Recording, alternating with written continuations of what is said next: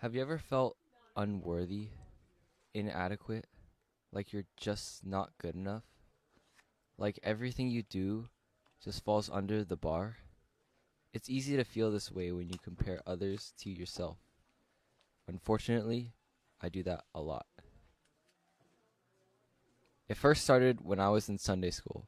We would do sword drills, which is basically a race to find a verse in the Bible.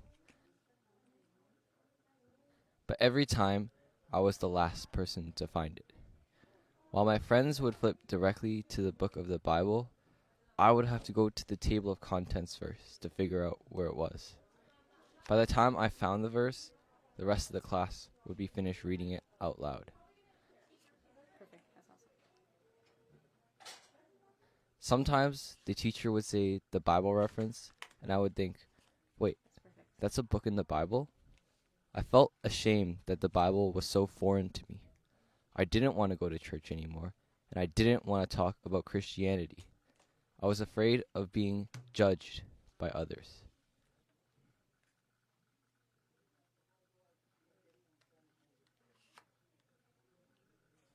This happened at school, too. My grades weren't as good as others, and I wasn't as smart as my friends. I started to care about their opinions, and when I did, I started to fear their judgment more. I wanted their approval and their acceptance, so I worked harder and harder and put more pressure on myself to get it. I was self-conscious and ashamed about who I was. I wasn't a good student, and I wasn't a good Christian. I felt unworthy of God's love. Like, why would he waste his time on me when other people were clearly more deserving? I thought he only cared about those who read their Bibles or knew a lot about his stories and what he does. But I was wrong. The walls that I had put up, God broke down.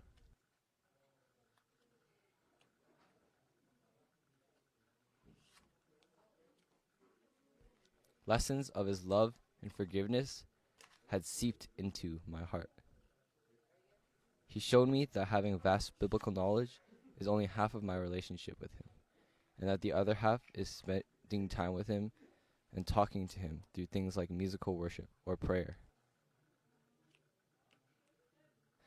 That despite faults and shortcomings, he loves me. He always has, and he always will. I needed to grow in my love for him.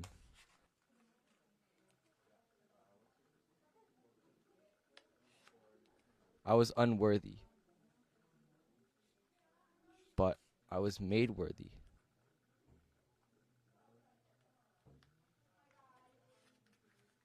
through what Christ had done.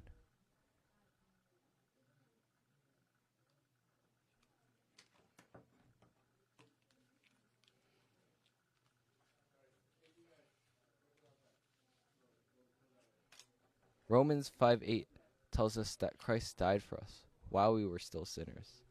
Matthew 18:12 to 13 explains that a shepherd would leave his 99 sheep to find the one that has wandered astray. In the parable of the lost son, the father killed the fattened calf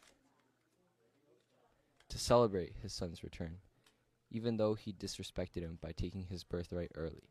In 1 John 4:18, it says that perfect love drives out all fear, including the fear that you are not worthy.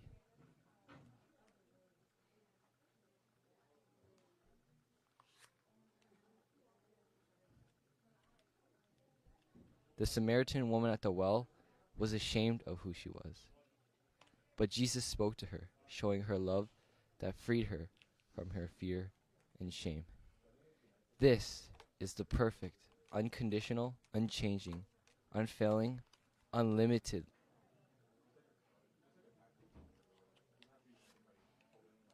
love of the Lord our God.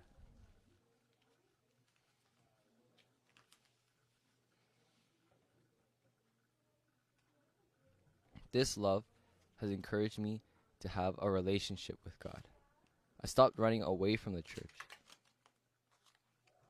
And now I found a community through it.